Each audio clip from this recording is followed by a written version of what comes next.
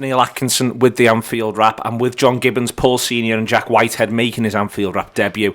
Going to rattle through on this one today. Want to be relatively brief for you, though you can't be that brief about Norwich City 4, Liverpool 5. Come on to that in a second. Opening question comes from Charles Amard. It is this: in what sport are professional and leisurely play the furthest apart? I think he means in terms of intensity, in terms of contact. He says he would suggest downhill skiing. He thinks that is the biggest difference between when people just go for a ski and when you're doing it absolutely properly. He thinks that's the biggest difference there. John Gibbons, which one do you think it is? Yeah, I was thinking about downhill skiing. I think that's a good one. I don't know. Apart from that, I think maybe table tennis, because it looks like a different sport. Like, I think I'm alright to table tennis, and you're playing and you're doing things, and then you watch them when they play professionally. First of all, they're 10 metres back from the table. Yep. They're absolutely miles away. And they're holding the bat in a really strange way. And they're just, I don't know how they do it. With such a small table, I don't know how they do it. So there you are, table tennis. Yeah, it's a million miles away from ping pong with your dad. Yeah, it's unbelievable the amount of space they're taking up, and you're quite good. Well, I'm alright, yeah, but I'm not as good as these boys. No, but you're better than any Spanish left back Liverpool have had recently. Paul Senior. I think racket sports in general is probably the right answer. I think, you know, I've played tennis at, you know, like regional level, I suppose, and you know that's an alright standard. But then you play against the lads who are playing like A division with the LTA rankings, and the lads that will play Calder Stones and stuff like that, and all you can see the step up quite dramatically. I mean, that's intense. It's massively about fitness and stuff. So I'd probably say tennis. Okay, Jack. I think I'd have to go to badminton for that one. Everyone's come with a racket sport. That's yeah, I think, you know, playing it in school, watching the ball, like the shuttlecock just going up in the air, sinking low, and then you see it live, and you struggle to see it on the screen. It goes that quick, you know. It's yeah, I'd have to go for badminton for that one. All right. I'm intrigued that everyone's gone with racket sports. I thought it might be physical contact sports, but I sort of suppose getting hit. Like, you might get hit dead hard by someone much bigger and harder and faster. But you yourself, if you're at that level, are bigger, harder and faster. Maybe that's why it's not. To be fair, if we were leisurely boxing, me and you, Neil, and then Joshua steps in the ring, we're both dead, aren't we? Yeah, we're absolutely, both of us onto him. Yeah, I think that's very, very fair. But no, I can see exactly where you come from. I can see exactly where you come from. But yeah. I'd rather just be plunged into the table tennis world than the boxing world. That's just me, lads. That's just me. All right, then Norwich City 4, Liverpool 5. You don't get many 5-4s. We were just having this chat before, and Paul Senior knows all the 5-4s there's been since 1992 in this division. He said, I'll tell you them. I went, don't tell me them on air. So on air, Paul Senior, you don't get many 5-4s. No, you don't get many 5-4s. So you've had, obviously, the one of the weekend with us, Tottenham and Arsenal in 2004, which was the one I could remember off the top of my head. Then you've had a West Ham Bradford in 2000. Frank Lampard scores for West Ham, so it is a while ago. And then there was another one at the Canaries where Southampton put 5 past Norwich.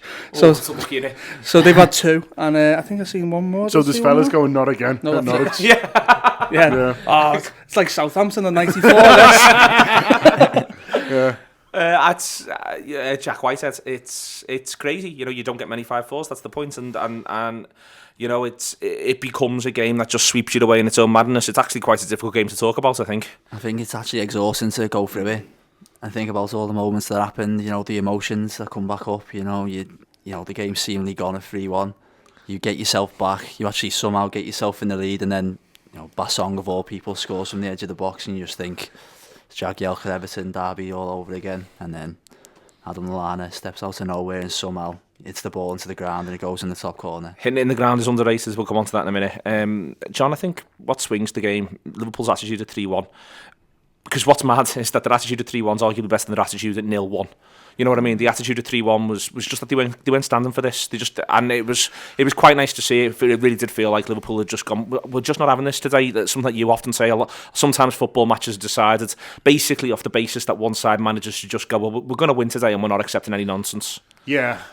I mean, I thought the attitude at 1-1 was poor, actually, the way they kind of dealt with that setback. So it's a funny one when you talk about the character of the team, when you talk about the never say die attitude.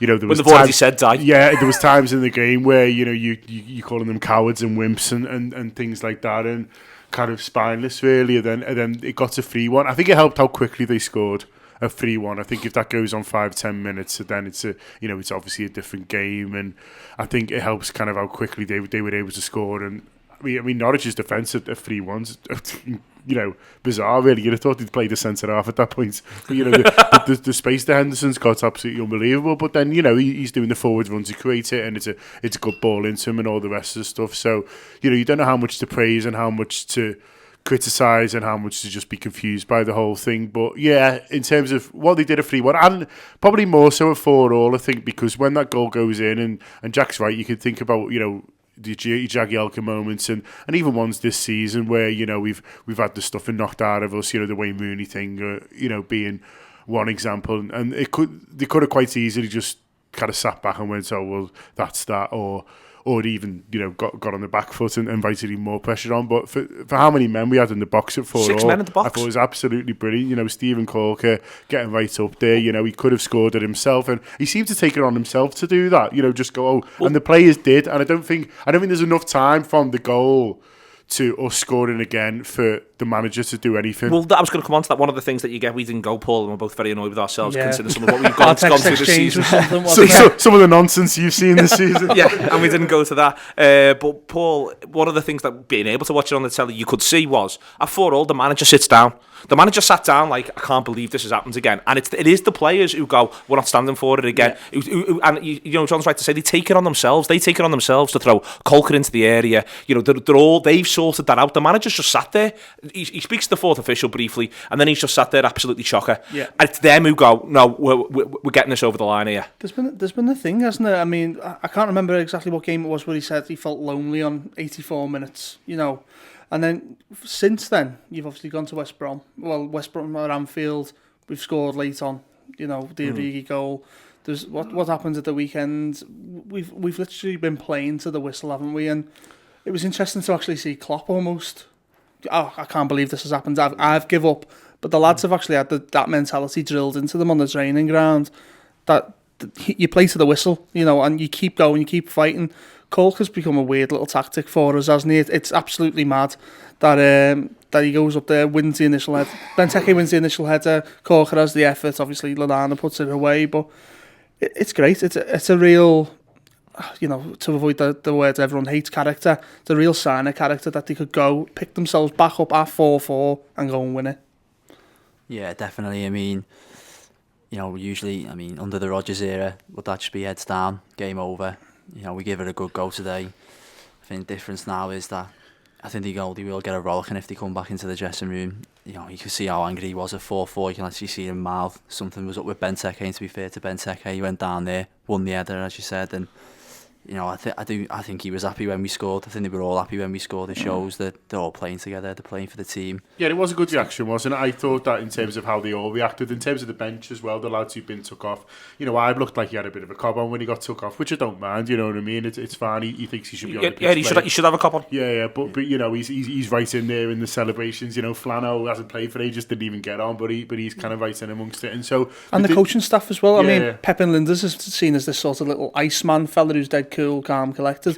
He's sliding on his knees, he's gone mad. It's a unity thing that pleased me the most. Well, I'm as someone who's known as a cool guy yourself, Paul, that's it, John. It goes out the window in 5-4, doesn't it? Well, it's also on my little pad, mate. there was also that great shot of their keeper who looked like he'd been knocked out. Like, you know what I mean? Like the goal goes in at 5-4, and he's because he's got ages to watch it because of the bounce. He's like, no.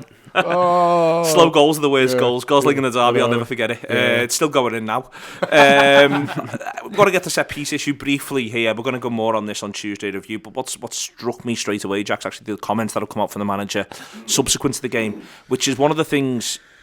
He's clearly furious about it. He clearly feels as though it needs to get addressed. But he also mentions that everyone's dwelling on it a bit too much, that they're overthinking it. And you can understand why they're overthinking it. It becomes a self-perpetuating cycle, doesn't it? They're all in the dressing room before. I'm probably saying, and for set pieces, lads, we've got it. And, that's almost counterproductive in a way, isn't it? Definitely. Even from the players themselves, not especially the midfield players. I remember when, Giroud somehow got in and nicked it in at Anfield, and you see Milner put his head in his hands. And it seems like it's just, we can't go a game now without something happening from a corner, where it might not even be a goal, it'd just be a fright. I can't remember, there was a stage when, they get a corner and Anfield, the level just goes down.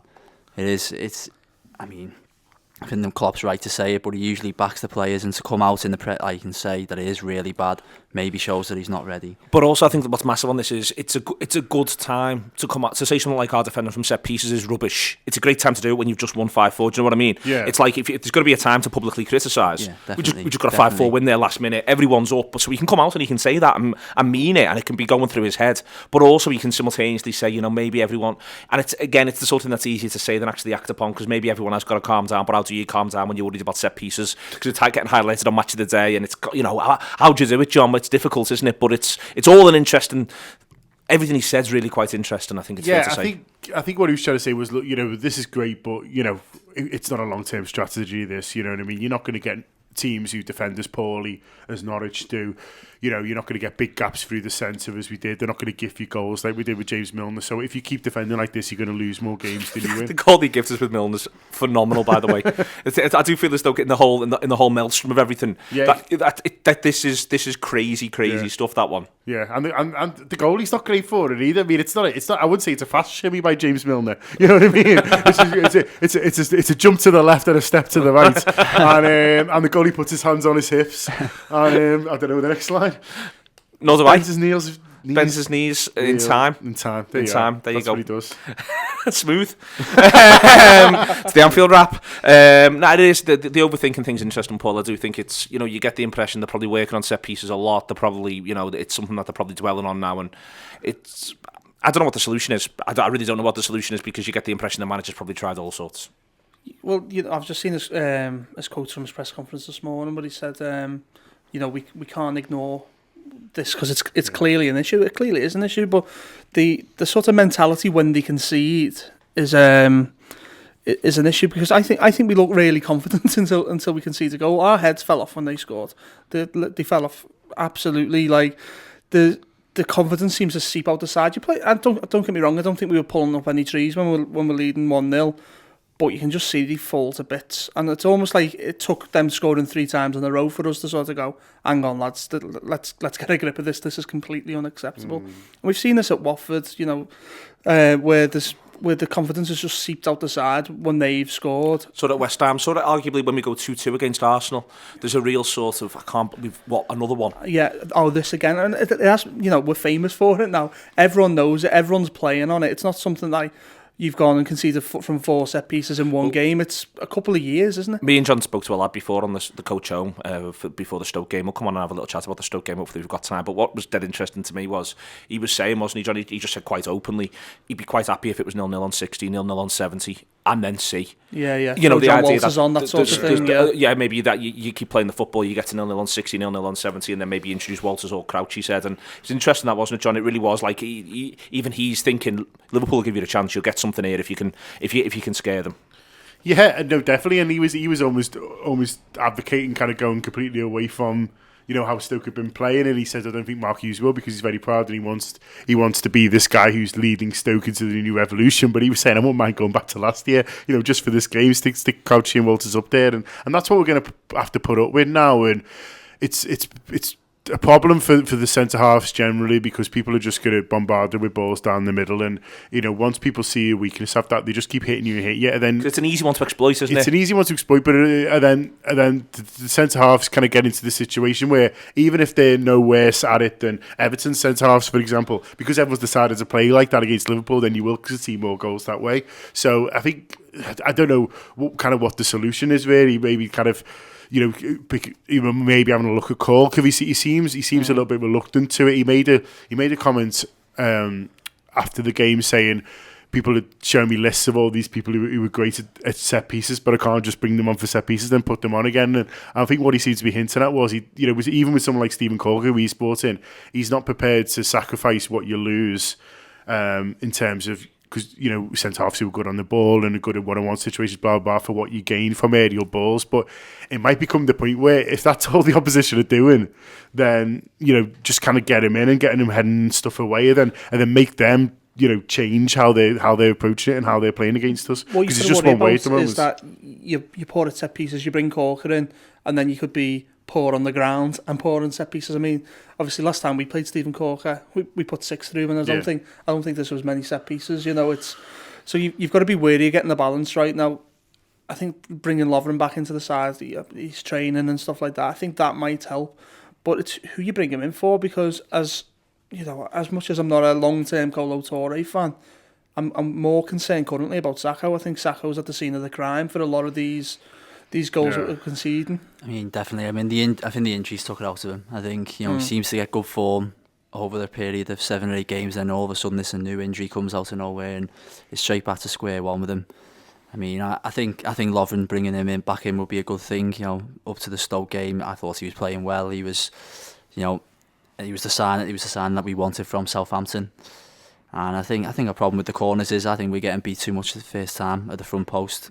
We don't win that first ever more often than not, and it's causing problems when there's a ball bouncing in the box. You've got Touré flailing, you've got Sakho flailing. It's a recipe for disaster, really. And this is sort of it's who you put on that first header, because I think that there is and Paul Tompkins is doing a bit about it at the minute. Height, again, I'm going to talk more on this on the Tuesday review, but there is sort of a if Benteke plays, you just put him near post, and then you've got to deal with Benteke. Then it comes back to the idea of, well, the manager thinking, well, I want to play Firmino at the minute and have more fluidity, so I've got to sacrifice that to have someone at the front post who's going to head it clear. Well, why can't I have someone else at it clear? It's not exactly that.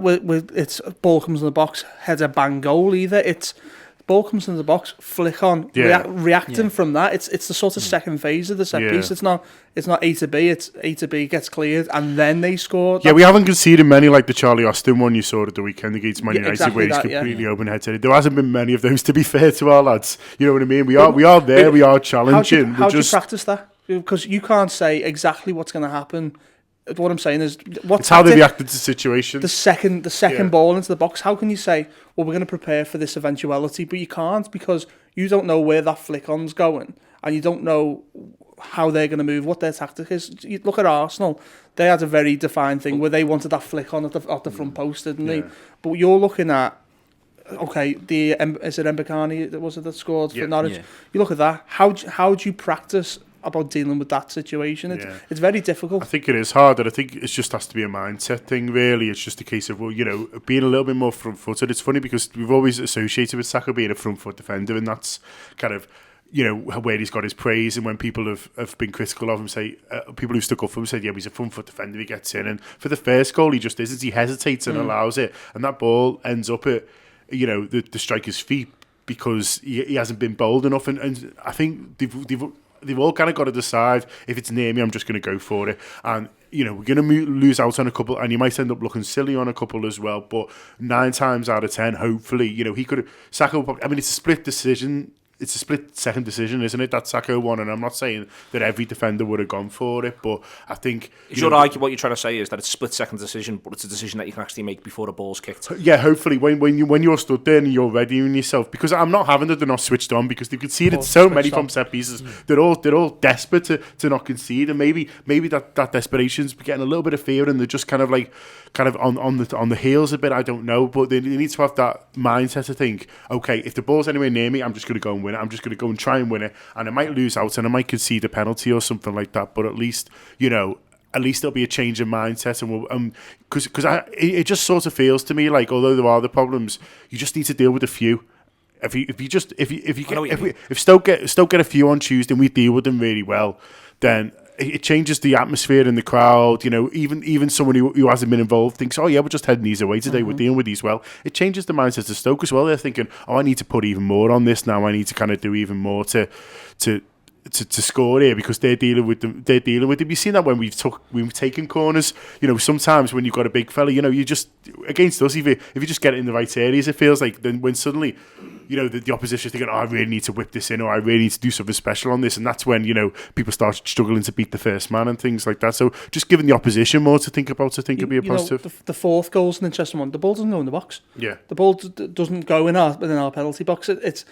It's again, how do you... Benteke's offside. It's a silly thing to do that late in the game, be offside in that position. But how do you then go, well, we're conceding from corners, we're conceding from set pieces. How do you say 93rd minute, they're just going to lump it? There's so much to work on. It might just have to be a serious personnel change, because I'm going, how do you train these lads who are struggling so much with set pieces across the board?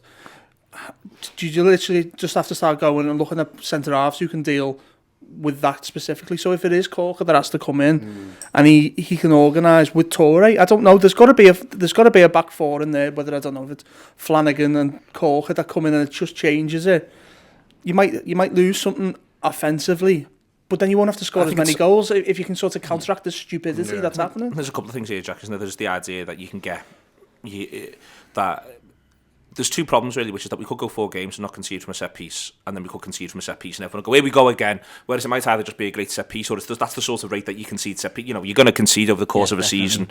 If Liverpool now went to what's approximately par for the rest of the league between now and the end of the season, they concede 3 or 4 from set pieces, because that's everyone scores about that many, concedes about that many. But what will happen now is that you'll go 4 games, say, and then you concede another one, and everyone will go, oh, it's back, and then you've got to go and prove it again, and then it might just begin to calm down. It's more, I think, the idea of doing it over and over again, but it's also none of them want to be responsible for it either. That's the other thing that's going through their heads. They're not able to go and do what John's saying and get in front, because they're thinking, oh, I don't want to be the man who makes the mistake. That means that something's given away. Yeah, I mean, we had the luxury of having Jamie Carragher in our back four as well. I think that helps when you've got a leader in the back four and someone who really does take control. I think Henderson's not bad at that, but I do think someone who actually structures the lines, make sure everyone's got the man. I think also in that as well, if we're all not playing well, I mean, I've seen Liverpool sides with Carragher in where they've had a run of set-piece goals being conceded. If we're all worrying about our game, it's quite hard, isn't it, to go to everyone else and say, and look after everyone else's game, and that's a difficult thing. Yeah, confidence plays a massive part now, and it's confidence from the fans to the players as well. It all transmits through the stadium,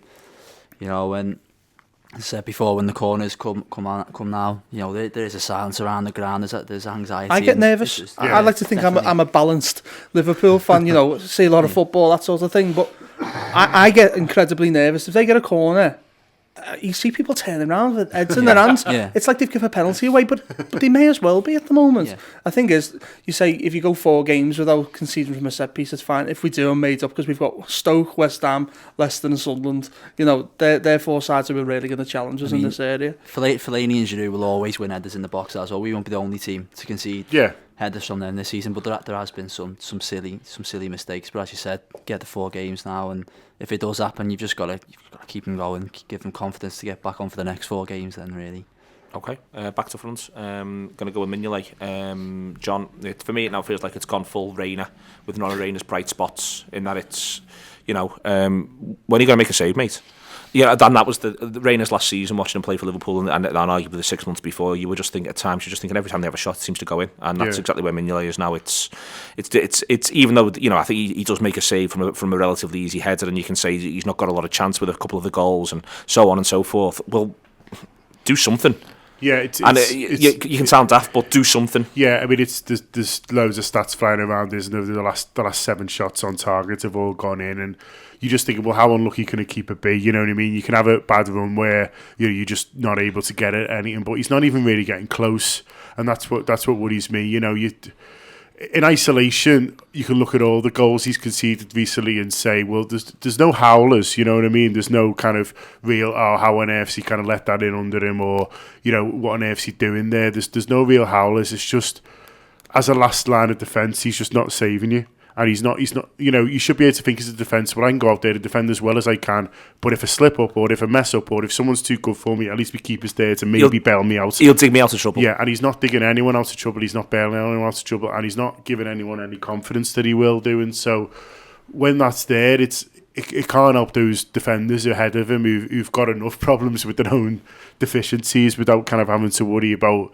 you know, the guy behind him. And he's just giving them absolutely nothing, and he's giving the fans absolutely nothing. And, you know, you want him to do well, and I think everyone does want him to do well. And, you know, because we've got him now, he's signed for 5 years, so, you know, we haven't got much choice but to kind of hope that he turns it round. But, you know, until he I mean, when was the last time he had a game where you thought, Mignolet really pulled us out there? You know, you're almost settling for a 6 out of 10 from him now. You know, if Mignolet doesn't do anything wrong, then you're like, oh, brilliant, fantastic. Well, you should have aspirations for more than that, really. You know, you don't want your goalkeeper playing brilliant every week, because it means he's doing something wrong.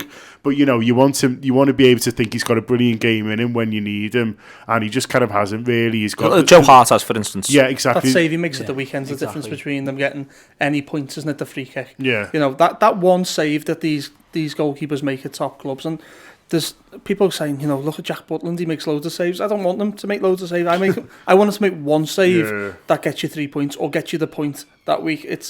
that's the difference between I don't know, a Jack Butland and a Claudio Bravo, or even a David De Gea. David De Gea is busy, but he can be that lad who'll make you the one save. He did it at Anfield for Emre Can. He makes 2 saves at Anfield for Emre Can that gets them points that day. That's the sort of goalkeeper I think we need. I think once you've got a goalkeeper who can sort of defend outside of a 6-yard box, that'll take the pressure off the lads in front a little bit. But I think if you're trying to build something now, you need to put someone in goal who's long term. I know we'd all love to get Teixeira and stuff like that, but we scored 5 goals at the weekend. You need to stop conceding the 4, and you need to. If Klopp's really going to look at this side and these centre halves that he's got, your Lovrens, your Sakos, obviously Skirtle's been the mainstay of the side. He needs to give them the best opportunity to judge them with someone behind them. It's going to be big next Saturday, isn't it? Because I suspect he's going to play Danny Ward at home to West Ham, and you feel that's I don't. He can't play him against Stoke. I don't think he will. Don't you think he will? No, I think you'll see Mignolet in both. I think he's brought Danny Ward back to be the number 2 goalkeeper, because I don't think you can see Bogdan again. I just don't think you can. I think he's brought him back to put competition on Mignolet and see how he reacts to it, because there is pressure on Mignolet. Bringing Ward back was a statement that he wasn't happy with the goalkeeping situation, but I still don't think West Ham he makes his Liverpool debut. I just don't. I think maybe Augsburg or somewhere, if he can play in that, I'm not too sure that you may see Danny Ward, but I think he's going to persist with Mignolet unless he goes and buys.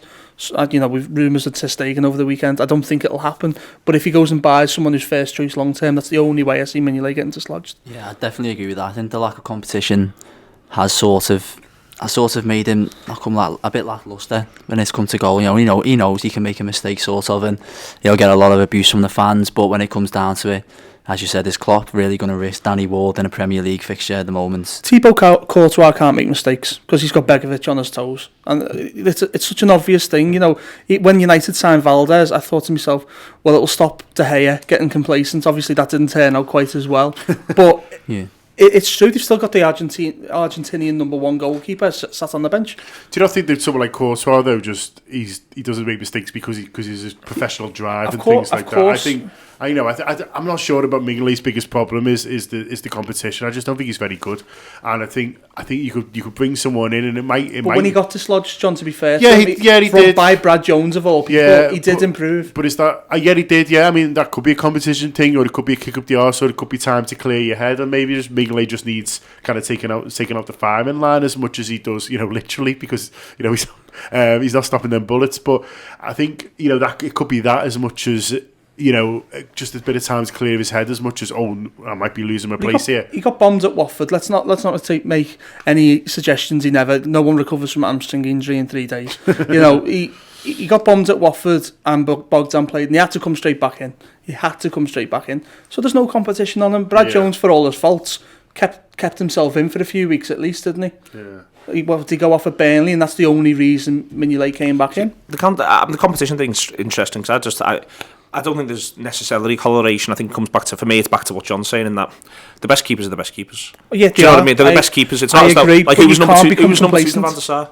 Number 2 to Van der Sar. United. I think Van der Sar had probably got to the point in his career, and where he needs to look at it. I think he was just generally made up to be at Man U, and why not? I think it's a slightly different situation, but I think there's not enough proof either way. I do agree with you, but that's someone like Van der Sar, who's 32 years of age and hasn't made mistakes for 15 years. He hasn't been complacent. Mignolet's 25. You look at Buffon. His number 2 was Manninger. From Arsenal for years. There was no competition because he didn't need it. I'm just not looking at him going, he's complacent. I'm just looking at him going, I just like him to save something. Do you know what I mean? Like, Pep Reina, his number 2 was Cavalieri, and maybe Cavalieri was a better, but we didn't see very much of Cavalieri, and that's during his good years. I'm trying to think who was his number 2 when he got lead. Yeah, but to argue with myself, is it complacence in the week? Is it easy going up to training thinking, well, I'm playing anyway. Yeah, and so is he putting everything into training as he should be? He's watching Bogdan dropping things through his legs, and and literally like a clown there. Exactly, his boots are too big for him. He's got a big red nose.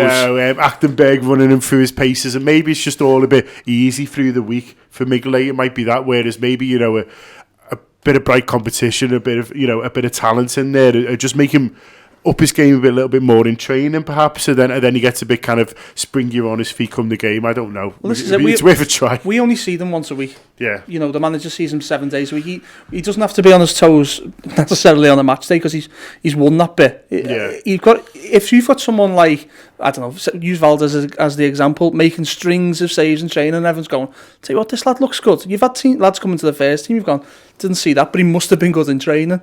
Everyone used to talk about Vladimir Smica. We never used to see it on a match day, but he was great in training, and that's what kept him getting picked. So maybe there is pressure on him from Danny Ward that we don't get to see, because that's the only time Klopp's going to see him, isn't it? Okay, Klein and Moreno.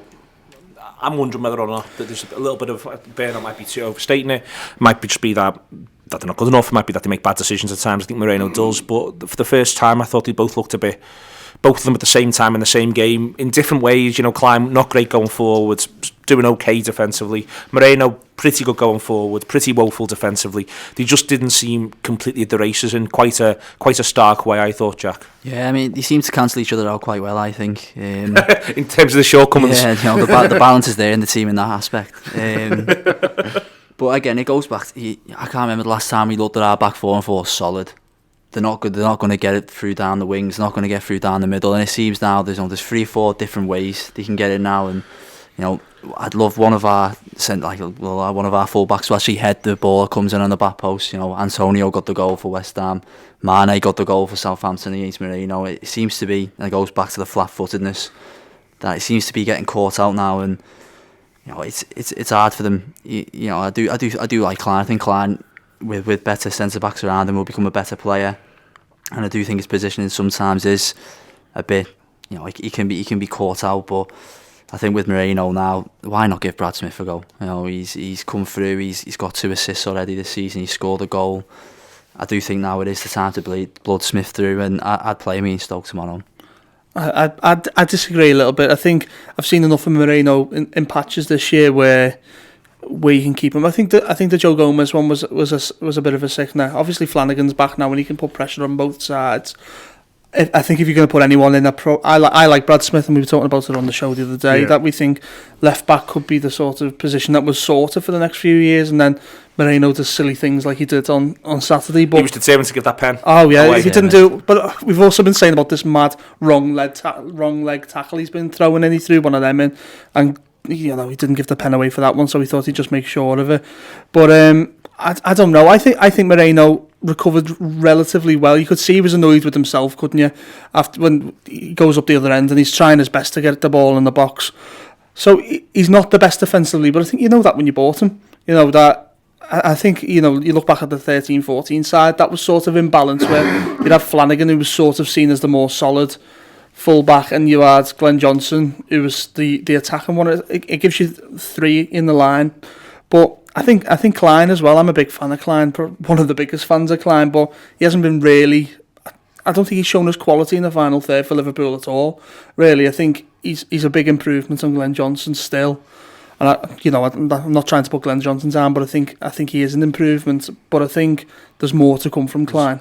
Strikes at the centre of the fullback debate, this, John. Literally everything that Paul's just said, because he's slaughtered him one for not being good enough going backwards, acknowledged he's good going forwards. He's attacking the other one for not being good enough in the final third when he's saying, I'm not. You want the balance, this is the point. You? This is the point, John. Is practically everyone slaughters the fullbacks now, and maybe we're doing, and so therefore you got to worry you can overstate it at times. I'm just more concerned that these lads look like they played a lot of football. Yeah. Maybe that's something that's affecting Klein a little bit more than Moreno. When I watched Moreno for their third goal, I wasn't thinking, he's played too much footy. Do you know what I mean? I think that might be something with Klein, because when you see, there's these kind of distance covered charts, and Klein's kind of way ahead of everyone else in the Liverpool squad.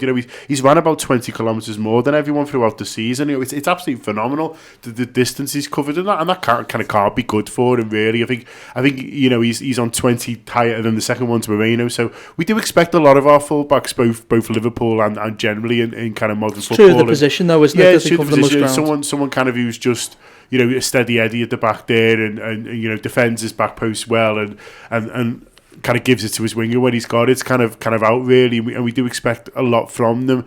I feel a bit sorry for Klein sometimes, because I think he's one that maybe people are expecting a little bit too much of. He's had a strange start to his Liverpool career, really, in terms of working under two different managers. He's been, given a go right wing back and played. I think he'll get better once we have a settled system and he knows what he's got to work with. I think he's looking a bit unsure on the ball in the final third, and I can't blame him for that, because 1 minute he's got a massive fella who is determined to be outside the box, and then another minute he's like, we've got these tricky fellas, he's got false nines, and then so I think he is a bit unsure about what it is we want him to do in the final third, and whether because he can link up the play, he can get involved in the play. You saw the goals. There was a point on Saturday when he actually works himself forward into quite a good position. It's quite good intricate play, and he gets by the penalty area, and he just sort of goes, fuck it, I'll just do this. Yeah. Do you know what I mean? He just puts it into the box, and you think, like, if you spend a bit of time there, if you just spend a little bit of time, you can find your little, you can find a little. Just you could have found a ball, is what I'm saying. Yeah. He's done the intricate stuff. He's played football to get to the position. Yeah. And then there's the ball. Yeah, I mean, you see the goals he scored for Southampton, and a lot of the one he scored at Anfield was great 1-2 play, and he was in, and I don't think he's sure who he's meant to be doing that with at the moment, because we keep sticking a different fella right with wing, we keep playing a different formation, we keep putting different people up front who are completely different, and I think he's just kind of a little bit unsure of what we want from him. And Moreno was kind of getting to grips with it a little bit more in terms of an attacking sense. He did really well for the first goal, I thought. That's a really nice sharp ball into Milner, and so I think Moreno's coping with that. He's just got these moments where you just want to tear your hair out with him, and they are kind of big things, and it's not good enough to say, apart from that he did all right, because you'll never get anywhere as a football team if you've got someone who's got one of them in every game. You talk about playing in a settled back four. Well, I don't think he's played in a settled back four or a settled front six. There's nothing. I was talking about Klein being about this guy who's brilliant at going around the winger, but we don't play with wingers. Yeah. There's this. Yeah, one he looked good with Ibe, but how many times we played Ibe right wing, a genuine right wing. He's literally just. You normally have two things to think about out wide, right? He's the only thing you've got to think about, so that'll hurt him a little bit. He doesn't get to play that 1-2 because there's not that guy you can. You look at Bellerin, he's got that ball all the time. He's always got it, and he looks good because he's massively quick. He's even quicker than Klein, who's quick, and he's always got that little 1-2 he can play and bomb round the back or get him behind if he goes inside. So I don't think that helps him, because he's had Mane and people like that in the past to go around. We touched on the centre halves. We'll do a little bit more now before we move into midfield. Jack. Sacco just looks a bit all over the show at the minute. It's painful to watch, to be honest with you. I thought he was dreadful for their fourth. He's just got to do a lot more, even if it means that he looks a bit clumsy. He's not come back at all well. It's a shame, because I think he loves the club. I think you can tell you how much he wants to do well. And we've seen him play really well. We've seen him play really well this season. There was a time last season, there was a West Ham game when he had Andy Carroll in his back pocket, he was knocking 40-yard balls, and then I think it was the game after he got injured again, and I think that's just been the story really for him. I think now, United, there was a few times when you could tell he was trying to get things going, and it was just going against him, which is bad really, because at least he wants to get the team forward, but it was actually inhibiting us, and it's a shame. I think Toure, again, loves the club, wants them to do well, but is the quality really there? Would Arsenal play Toure and Sacco? Would City play Toure and Sacco? I think that's just the problem now, really. But again, it goes back to injuries and stuff, and it has took us back a little bit this year. Sacco just doesn't look fit. No, I think you've got to give him a run of games and just see where you're at. I mean, we haven't got much choice at the moment, as Jack's saying. The injuries are there, so I think you've got to give him a run of games and hope that he can play himself back into form. It's one of the things you can do, though, isn't it? Because there's so many injuries, you can end up playing lads who aren't fully fit, and then they don't look good to the supporters. Because to go to back what Paul says before, we don't know how fit they are. We just get to see them on the Saturday. Yeah, you just get to see them, and then the side, I've said a lot really, that no one's ever 100% fit a footballer. There's people you can get on the pitch and there's people you can't, and then there's people who go on with bigger problems than those who maybe won't. And so someone like Sacco might be feeling something, but he thinks, I just want to get on the pitch because A, they need me, and B, I want to show that I've had enough time out, you know what I mean, I want to be out there, I want to be playing. And so he might be kind of concealing something, or the manager might even know about it, and he's just saying, just give me a few weeks, mate, will you? Just give me a few weeks till Lovren's back, and then you can have a bit of a rest. So, but he doesn't look happy, he doesn't look quite as sharp or as front foot as he usually is. His passing's been a little bit wayward and things like that as well. So he's not really looking himself, but as I say, you've got to stick with him at the moment. You've just got to hope that it's a big week, and you just hope he can get through it before the cavalry arrives. There's a couple of things on Saka. He's probably looking over his shoulder and seeing Skirtle and Lovren not far away. He brought Corkin in, and I thought that told you that Corkin was coming and start, because we did it so swiftly, didn't we? After all the injury trouble, so I thought Sakho, he is carrying a knock. It's clear, isn't it? I mean, every time he seems to get hit or have to go into something rather physical, he limps for about 20 minutes. It was so obvious at West Ham. He got a bit of a wobbler first 20 minutes, and he was out the game. I think he started quite brightly, but he got that one tackle that killed him, and he's better than what he's shown at the moment. I think what he's shown at the moment is what people who don't watch Liverpool every week think he is, and I think the frustrating thing is we see him more frequently than that, and we know he's better than what he's doing. I think he's a bit suspect for a couple of things. I'm a bit concerned that he's backing off. That tells me he's not confident. Sakho in his sort of fully fit pomp is just dead aggressive and will go and win that ball. And there's that front foot defender John was talking about earlier. I think when you see him backing off Mbakani, I think it sort of tells you that he's not physically right and doesn't fancy himself, just subconsciously. But I don't think he's had the opportunity this year to really play in the settle back four. I think him and Lovren were showing, signs of bearing fruit a little bit. That them two could be the centre half pairing. I'd be quite content with that going forward. Lovren on the right hand side of the defence, and not Skirtle. So I think he needs to improve his form over the next week if he doesn't want to be bombed for Skirtle and Lovren when they're fit. I'm looking at the midfield sort of as a whole, Jack. All three of them, I thought it was Chan's worst Liverpool performance for some time. He's been in Liverpool sides that have played poorer than this recently. For instance, West Ham away, and he acquitted himself better than I thought he did against Norwich. It's not just the goal; it was all game. He just didn't seem at the races. It happens, but it reminded me a little bit of Watford, where it felt like Liverpool were playing a lot of midfielders, but not many of them were actually playing in midfield, and that suddenly they're all wondering why lads are running past them and all this sort of stuff. Henderson seemed to spend a lot of his time sort of wide rightish, and it's funny, isn't it? You sort of feel as though these are all midfielders who want to have responsibility, and maybe it's almost being spread too thinly. Is that fair? I think it is fair. I mean, I think to be fair to Can, he might be getting instructions from Klopp to do different things, and I think Klopp probably trusts him more than any other centre midfielder on the pitch. I think he likes him a lot, and I mean, just one goal this season from Emre Can. That's the one thing for me that I'd want a little bit more from him, would be around the box. I think Lucas had quite a good game. I thought he got stuck in. He gave away some needless free kicks again. But I mean, I agree with Jordan Henderson. You've seen what he can do when he gets into the box, similar to his West Brom goal this season. When he gets into the box, he can score. And you just want to see your centre mid control the centre of the park, and maybe that's not what we do too much lately. I mean, I think it's something that everyone's finding quite hard to do, Paul, at the moment. I think that games are becoming practically everyone you watch sort of looks more fragmented than you'd have thought. I thought, I saw City West Ham, and I just couldn't believe how City just couldn't, at no point could they impose themselves properly on the game at the weekend. It's quite a strange thing, I think, but I do wonder whether or not, when you play all three of those three, almost looking beyond the individual performances, because I'd agree with Jack. I thought Lucas played quite well. I thought Chan was very, very poor. I think Henderson's somewhere between the two. It's more maybe they all want to be the main man in there, and so none of them ever quite becomes it. Yeah, I mean, well, I think there's one clear main man. He's got the captain's armband on, really. I don't think it was Henderson's best game. I don't know whether he was being a little bit harsh on Chan. I think I've seen a little bit. I'm not the biggest Emre Can fan, as you know, Neil, but I've seen a bit more maturity from him.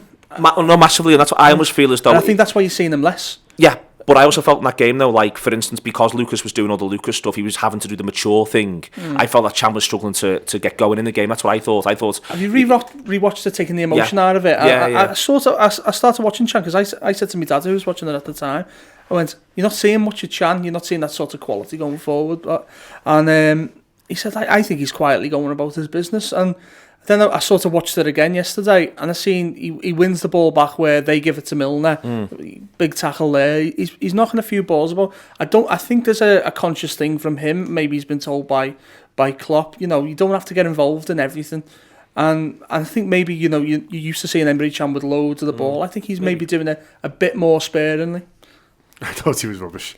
I understand what you're saying, but I don't think it was a good game for him. I think, for Naismith's goal, he's awful, and it's just a bit lazy, to be honest with you. And I think you've got to remember how young Emre Can is, and people say it, but you know, he's a year younger than Teixeira. He's, you know, younger than Liori, and there's these lads who we've still got hopes for in terms of, you know, making it as Liverpool players, or some people have anyway. But you know, he's kind of younger than those and still finding his way. But he's just, I think he can get a bit ahead of himself in terms of how far he is along.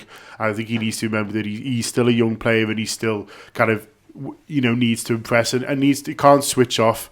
And I think, you know, there was the story in the European Championships in the summer where Germany were doing really well, and everyone was, you know, people saying, oh, Emre Can's one of the stars of this tournament. Then they get walloped 5-0, and he admitted that, you know, him and his mate went out for loads of pizza the night before, and he was just saying, oh, you know, I won't do that again. But I think it's an example of his complacency in his game, really, where he can feel like, oh, you know, I'm doing really well. You know, I don't have to worry about chucking anymore. You know, look how good I am on the ball. And I don't think he's quite there yet. And I think he needs to remember that, you know, not just him, but everyone in the Liverpool team really, you know, kind of has to put the hard yards in first, especially the Klopp team, before you get to show how good you are really. And I think he just seems like the kind of personality who needs reminding of that kind of all the time. And I think he forgot a bit at the weekend. But generally, I don't think the midfield worked as a unit. I don't think that's all Emre Can's fault at all, and I think Lucas kind of struggled a little bit with it as well. I thought he looked a little bit off the pace to me, Lucas, and I think you can help that by who you pick, and it just seems to me that especially if you're asking Henderson to do little bits out of central midfield, I think it just looks a little bit slow for me and a little bit kind of not quite enough energy or not quite enough, you know, determination in there, and I think. Maybe you're looking now to get someone like Joe Allen in, because although the manager doesn't seem too sure about him in the games he's played, he's been so full of spark and so full of zip that's kind of what we seem to be missing as a unit. I don't think necessarily, you know, it wasn't necessary. There was individual errors, but there was also a collective thing of, you know, no one's quite making this. Didn't seem right, did it? No, it didn't, and that might be just something going wrong, and then not quite following the manager's instructions. It might be something you can sort out on the training ground. It might be the wrong instructions. I mean, to be fair, that Norwich have done something that counts as that makes it difficult for them. But to me, it just looked a little bit like there was a few heavy legs there, and. I think you can carry one or two, but there just seemed to be one too many lads in there who maybe didn't quite have enough zip about them. I think maybe the thing with Joe Allen with me, I think is he just plays a bit more simple, which is why I'd have him in there. I think, and he's a bit more direct. He just gets the ball and he seems to go forward with it, especially these last few weeks. I don't know whether he's thinking his time at Anfield's up now and it's just literally now 5 months just to try and convince the manager to stay. And I think he's played well. I think he's took his goals well. You know, the assist, the one against Stoke if they give it to him, you know, but certainly, you know, the one against Southampton earlier season for Sturridge's goal, I do think he's got a pass at him. Okay, I want to get on to talk about Stoke, so I'm going to move a little quicker. If I couldn't get himself into it properly, feel free to sort of to contradict me if you want to have that. No, he had that good run at the start, didn't he, down the left hand side, and then passed the Benteke position, didn't he? And he wasn't there, but. Yeah, he's determined to feed Benteke in that moment. People have been working on it all week. I know, yeah. But generally, he kind of drifted out of the game at us. Milner, quite a strange game. It's first half, when he gets through to make it 2-0. He should make it 2-0, and it's a completely different game of football, and that's one of the reasons why there's the pressure that there is on the defence. I thought he was dreadful first half, to be honest with you. Thought he improved second. Paul, do you think that's fair? Yeah, definitely. I think that's the things you sort of... that if you put Steven Gerrard through in that Milner thing... You'd think he'd slots, wouldn't you? And that's sort of what you want from Milner. You think he'd have, obviously he lacks that little stride that Gerrard's got, that little burst of pace, and we knew that in buying him. But it's just them little moments when you get a senior pro through and goal, which he proves in the second half that he's capable of. You want to see it twice in the game, you know. Yep, okay, and quickly before we move on to Lallana and Firmino, we'll talk about separately. Benteke comes on, bit of a nuisance. Felt like he's a bit of a nuisance to everyone, our lot and their lot, to be honest with you, Jack. But you know, he's involved in the winner. It's a difficult game to come on to. You know, Liverpool have been the better side. It's gone 4-3. It's gone a little flatter. Norwich are going to come on. It's not straightforward for them. It's not, and you know, I just think the team isn't really set up to play to Benteke's strengths. You know, the crosses are coming in. I mean, to be fair, he does win the header, similarly to when he come on against Arsenal and won the header for Joe Allen to score. I think he does his job. I feel sorry for him sometimes, and that it was stupid for him to get caught offside. That was just a schoolboy, that, you know. And I think if the team play to his strengths a little bit more, and I think it works for him as well. I think he would come more into the game if they play to his strengths more. Then he wants pace and movement. Yeah. And this is the thing, and this is where I want to talk about Lallana and Firmino, because there's two aspects to the game. One is that Firmino in general, it looks happier leading the line, but even there, John, Firmino, I thought his performance and what we were able to do in terms of raw, simply getting the ball into the back of the net and creating chances in terms of those basic numbers, I thought we just looked so much better once Lallana comes on, because Lallana comes on and basically concentrates a 90-minute performance into 30 minutes. His movement's terrific. He's absolutely alive. He sets up the third, and he's involved in that, and the determination there to turn the third into the fourth by getting the ball and all that sort of stuff. I think it's quite interesting, isn't it? You get the impression that both Firmino and Benteke want the same thing in very, very different ways.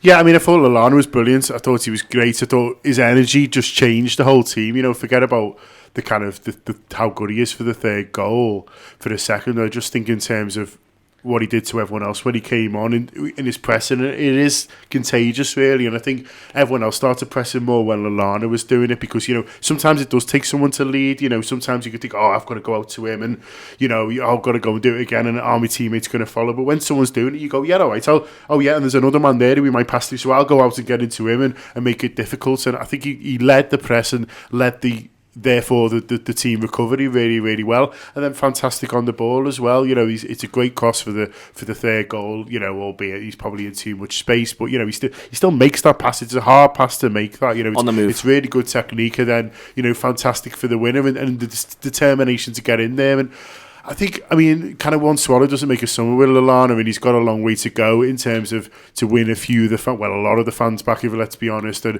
But the manager seems to really like him. I kind of wonder with Lallana whether we're just using him too much, and whether we should just be a bit more horses for courses with him. I think he's proved that, at the weekend, that he's a good sub, but he seems to start every game, and I don't think he necessarily needs to. I think it's been a little bit of injuries and needs must with him, but I think he's a really good substitute, and I think I'd rather see him maybe for half an hour if he can tear around all over the place than for 90 minutes feeling he has to save himself. I also think, the more open the game is, the better he is, because he can find the pass and it's there, whereas I think he struggled for us in home games, or games where the opposition's been deep, because I just think he's got a little bit. He always wants a little bit too much time on the ball, and when you're looking to move it quickly and you're looking to to get people turned or on the back foot, or he's just a little bit too predictable. But in games like that where it's open, and games like that where you want energy and it's end to end, I think he's fantastic. So I think what I'd like to see with Lallana is just try and use him a bit more sensibly. I think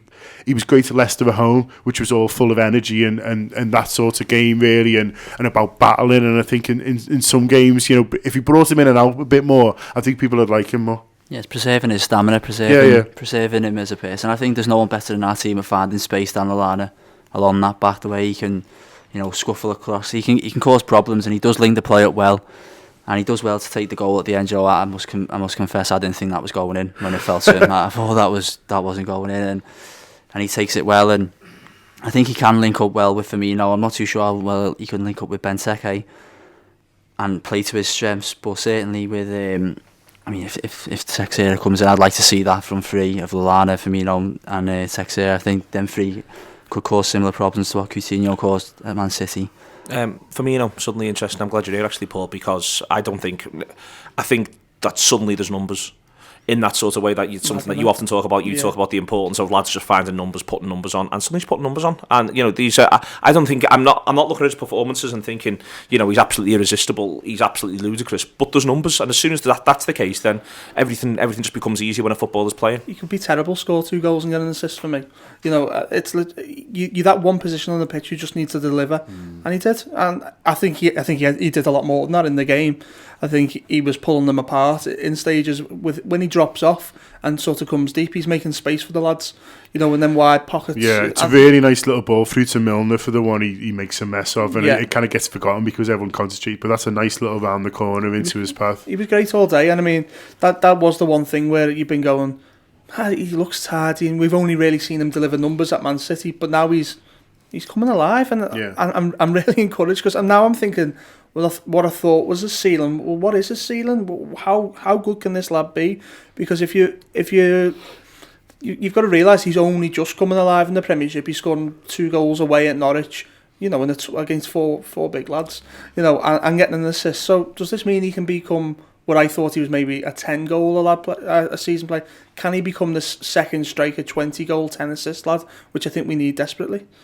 He feels sort of, he suddenly, very quickly, Johnny sort of feels a bit 9.5-y, you know what I mean? He suddenly looks like you can imagine him being able to play with, say, he mentions Teixeira there, I know he doesn't play for us yet, but a sort of a pacey lad who's also a bit of a box of tricks, and someone like Sturridge. You can imagine how all three of them can sort of hook up, with him sort of as the linchpin between this, because there's movement around him, and then he's able to pick up bits himself. Yeah, definitely. I think it proves that we've been playing him too deep, and I've been quite critical of Firmino, but I thought when he was looking ahead and he had kind of 6 defenders ahead of him, I think he struggled to decide what he wants to do. He wasn't quick enough to beat a man, really.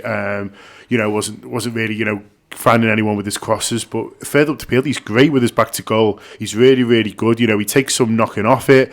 He's got really intelligent movement. He finds little pockets of space. He can quick and turn. He knows when to break the line, like you saw with the first one. And that's a really, really hard trick to do. There's a lot of attacking midfielders, and you stick them up there, and they don't really know what to do, and they end up just coming deeper and deeper and finding the ball. You sense to him he doesn't mind too much if he doesn't touch it for a while, which I think is a positive. When you're playing up there, because you can, again, that can be when you start to come deeper and deeper. But his movement was moving them with that as well. Exactly, yeah. And so I think he's a real asset to the team there, and I think he's a bit of a nightmare to play against, so then he can hit the ball as well. Other thing very quickly then, move on to the Stoke game. Talk about the Stoke game in and of itself in a second. The thing I want to mention first and foremost, though, is there's going to be a flag on the Kop in honour of Owen McVeigh. He used to help the Spine Cup 1906 lads put out the flags. His dad sent them a message. It's on their Facebook site. He passed away due to leukemia, and it's a nice flag. John, you've seen it?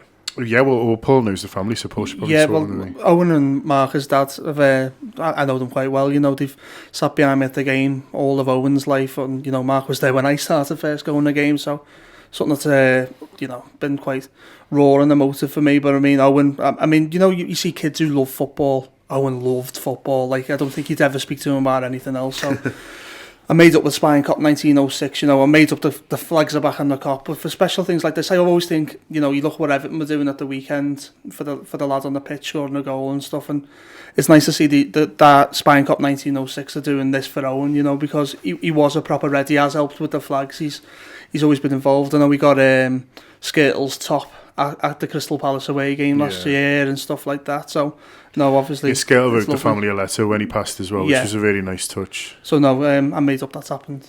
So you'll see it'll be at the Stoke match tomorrow. It's indeed very moving. We will tweet out the thing that his dad sent to 1906 on their Facebook. If we haven't already done so, I think we might have done. We've already done it, Andy tells me. I thought we might have done. So that's there for the Stoke game. Look out for it, wherever you are, in the ground or on television. All right then, we've got this lead against Stoke. What sort of side do you expect to pick me a team, lads, between you? Are we all going for Mignolet? Yeah. Do you think he'll do anything nifty of fullback? I think he might change one. I don't know what he might... I think he might see Flanagan. I think Klein's struggling with a knock, I think, as well, he was mentioning before. So you think Flanagan and probably Moreno then? Yeah, I think you'd be surprised if he changed both, wouldn't you? Especially, he might be looking to do something for West Ham, but you'd be surprised. So go Moreno and Flano, it's the same two centre-halves it's going to have to be, isn't it? Suspended, he can't play. So same two centre-halves, and then pick a... I bring Gallen. I think Gallen back in. So Alan for Lucas, maybe. Lucas is looking a bit tired, or would you play Lucas? I think it might be Chan. I think it might be Chan. Ooh, the lads have gone with Alan. So Alan, Lucas, Milner, you're picking. Henderson, and then Firmino, and I think he'll play Arb again. I think Lallana. I don't know whether you'll see Benteke. I think you'll see Lallana, definitely. We're picking three here, aren't we? From three. You surely pick Firmino, although he might play him a bit deeper. Yeah, maybe he doesn't go with Benteke. Maybe it's Lallana, for me. I don't know. Okay. We don't know is the answer. We tried, we had to go. We need longer. Come back to us tomorrow. We'll come back to you tomorrow. We'll get in a bunker. We'll come back to you tomorrow. Thank you very much to John Gibbons. Thank you very much to Paul Senior. Thank you very much to Jack Whitehead. It's been the Anfield Wrap this week. Up the Reds.